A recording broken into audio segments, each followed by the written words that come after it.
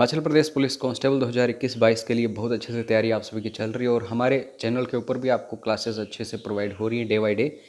आज हम English topic narration discuss करेंगे। बहुत इंपॉर्टेंट ये टॉपिक है, एक क्वेश्चन यहाँ से पक्का होता है हर बार। अब दोस्तों, सबसे पहले कोई भी टॉपिक आप डिस्कस कर रहे हो तो उसके बारे में आपको पता होना चाहिए नरेशन क्या है। नरेशन, जो भी हम कुछ बोल रहे हैं वो नरेशन है। दो टाइप्स की नरेशन होती है, एक डायरेक्ट स्पीच होती है और एक इनडायरेक्ट स्पीच होती है। डायरेक्ट स्पीच क्या है? ये हूँ मैं और ये हो आप। अगर मैं आपसे कुछ बोल रहा हूँ तो ये हो गई डायरेक्ट स्पीच। अगर आपका कोई फ्रेंड है, अगर आप ये उसको बताओ कि मैंने आपसे क्या बोला, तो वो हो गई इनडायरेक्ट स्पीच। मतलब इसमें तीन बंदे इन्वॉल्वड होते हैं, ये जो इनडायरेक्ट स्पीच है, और डायरेक्ट स्पीच में सिर्फ दो बंदे इन्वॉल्वड होते हैं। अब कुछ एक बातें आपको ध्यान में रखनी होती हैं डायरेक्ट से इनडायरेक्ट स्पीच में कन्वर्सेशन के लिए, जो कन्वर्जन होती है इसमें। तो असर्टिव सेंटेंसेस जो होते हैं बिल्कुल सिंपल, जैसे कि he says I work hard. तो सबसे पहले तो ये जो कोमास हैं इनको चेंज करो। ये कोमास जो हैं, अगर इनको कन्वर्ट करना है तो दैट का यूज़ होता है, पहली बात ये है। उसके बाद यहाँ पे ये जो रिपोर्टेड स्पीच होती है, पहला पार्ट जो है रिपोर्टिंग वर्ब है और ये दूसरा पार्ट जो है सेंटेंस का रिपोर्टेड स्पीच है। रिपोर्टेड स्पीच का ये जो सब्जेक्ट है यहाँ पे है आई, ठीक है। तो इसको कन्वर्ट करते हैं सेकंड या फिर थर्ड पर्सन के अकॉर्डिंग। तो अगर यहाँ पे आई जो है ये फर्स्ट पर्सन है, सबसे पहले तो ये भी देखो फर्स्ट पर्सन क्या होता है। आई बी मतलब अपने लिए बात हो रही हो तो फर्स्ट पर्सन।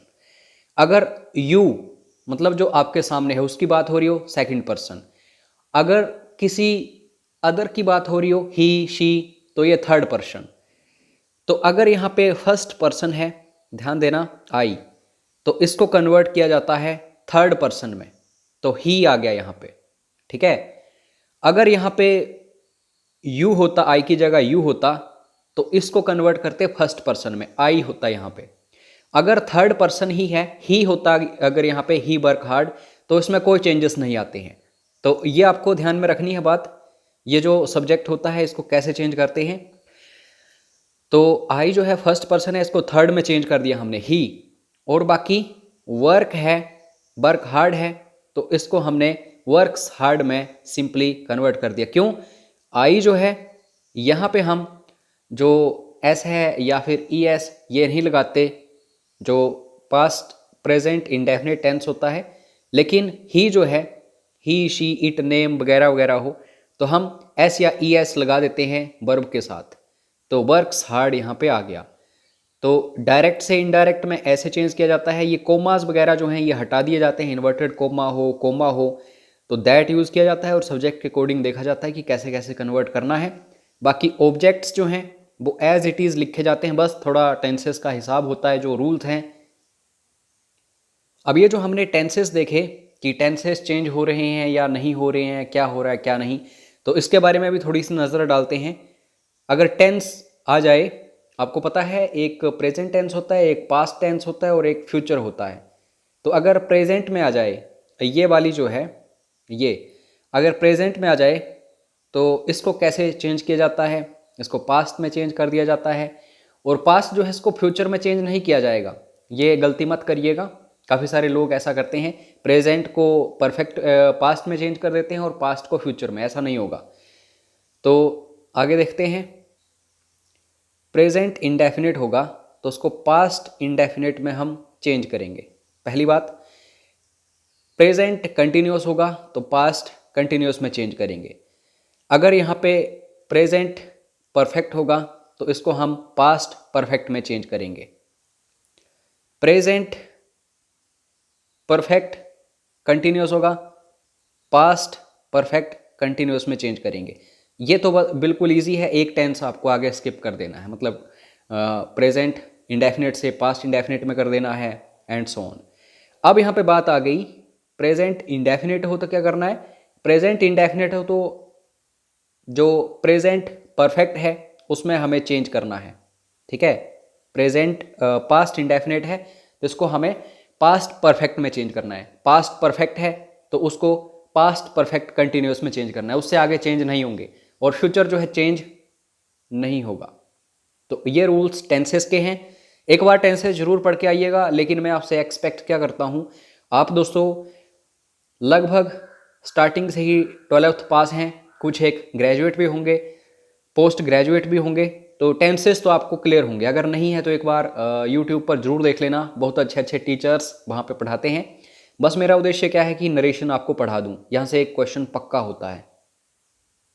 अब यहाँ पे मॉडल्स होते हैं जिसमें शैल होगा तो इसको शुड में कन्वर्ट कर दिया जाएगा, मे होगा इसे माइट में कन्वर्ट कर दिया जाए, कैन जो है इसको कुड में कन्वर्ट कर दिया जाता है। बस इतना चेंज आता है इसमें, ये जो मॉडल्स होते हैं।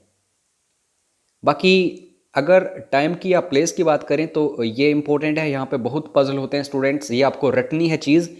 टुडे है दैट डे आएगा, टुमारो है द नेक्स्ट डे आएगा, यस्टरडे है the previous day, the day before, ये दोनों में से कोई भी यूज़ कर सकते हो। टू नाइट दैट नाइट, मतलब आज के लिए हम दैट का यूज़ करते हैं, ठीक है। उसके बाद लास्ट के लिए प्रीवियस, उसके बाद हेयर के लिए देयर, दिस के लिए दैट, दिस के लिए दोज, एगो के लिए बिफोर, नाउ के लिए देन। तो बस ये चीज़ें जो हैं अगर याद कर ली आपने तो आपको कोई परेशानी नहीं आएगी। अब नेक्स्ट आ गया इंटेरोगेटिव सेंटेंसेस।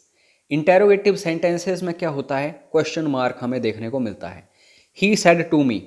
अच्छा, आगे हम ये भी देखने वाले हैं कि जो ये होते हैं सेज टू, सेड टू वगैरह वगैरह, इनको कैसे चेंज करते हैं। हालांकि अगर इंटेरोगेटिव सेंटेंस हो, इसमें कुछ भी हो, सेड टू हो, सेज टू हो, तो इसमें आस्क्ड वगैरह तो आएगा ही आएगा, आस्क्ड आएगा और इफ़ आएगा, ये दोनों चीज़ें आएंगी। इन्वर्टेड कोमास जो है इनको कोमा और इन्वर्टेड कोमास जो है इनको ख़त्म करने के लिए आस्क्ड आएगा, और ये जो क्वेश्चन मार्क है इसको इफ़ से हम रिमूव कर देंगे। He asked to me, he asked me, he said to me जो है, सेड टू जो है ये आस्क्ड में कन्वर्ट कर दिया गया। डू यू नो मी, क्या आप मुझे जानते हैं। इफ़ आई न्यू हिम, और ये जो मैंने आपको टेंस कन्वर्ट करना सिखाया है, डू यू नो मी, यहाँ पे इंटेरोगेटिव सेंटेंस है लेकिन प्रेजेंट का है, तो ये पास्ट में चला गया, ठीक है। न्यू सेकंड फॉर्म किस में आती है, पास्ट में आती है। तो बस ये चीज़ें आपको ध्यान में रखनी है, इजी है, बाकी कोई भी मुश्किल नहीं है इसमें। अब ये तो हो गया बच्चों का खेल।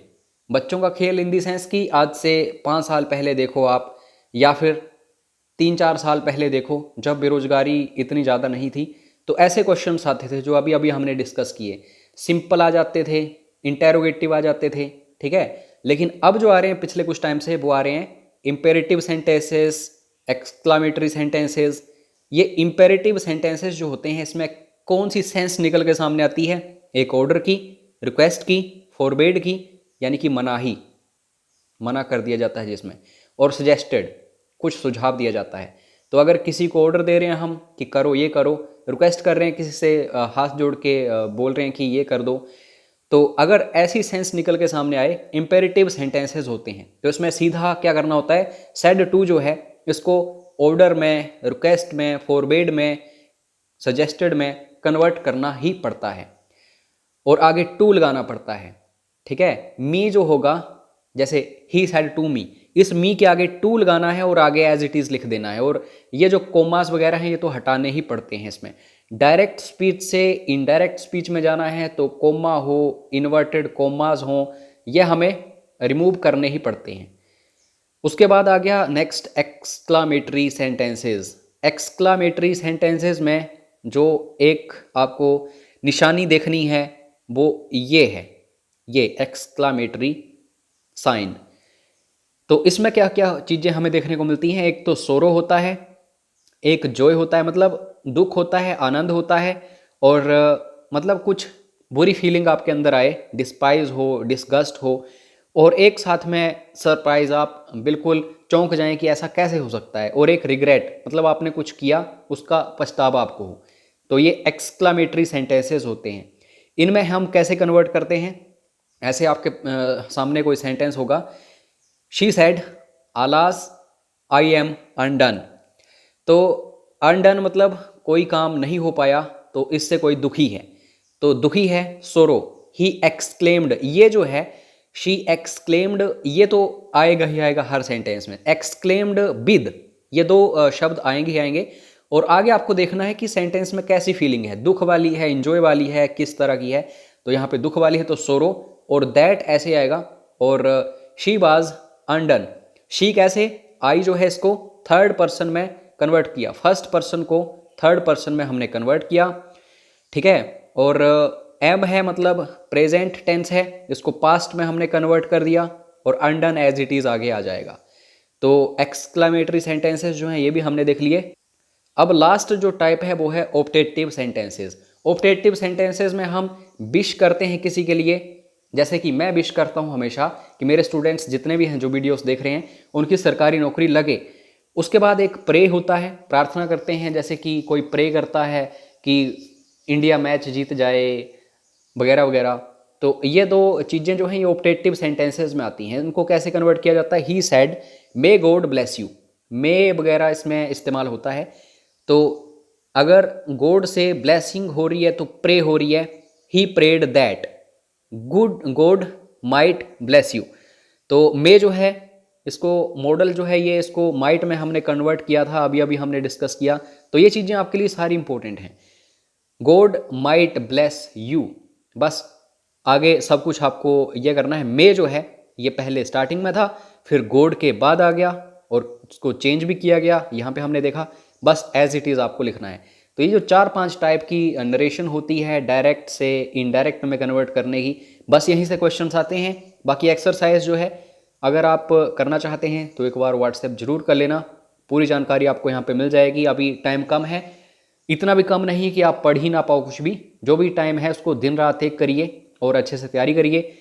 ये जो लास्ट के 2 या 3 हफ्ते होते हैं इसमें जो स्टूडेंट्स अच्छे से तैयारी कर लेते हैं बिल्कुल जी जान लगा के, उन्हीं का टेस्ट क्लियर होता है। तो एक बार व्हाट्सएप जरूर करना, कोई प्रॉब्लम आपको आए। मिलते हैं नेक्स्ट वीडियो में। जय हिंद, जय हिमाचल।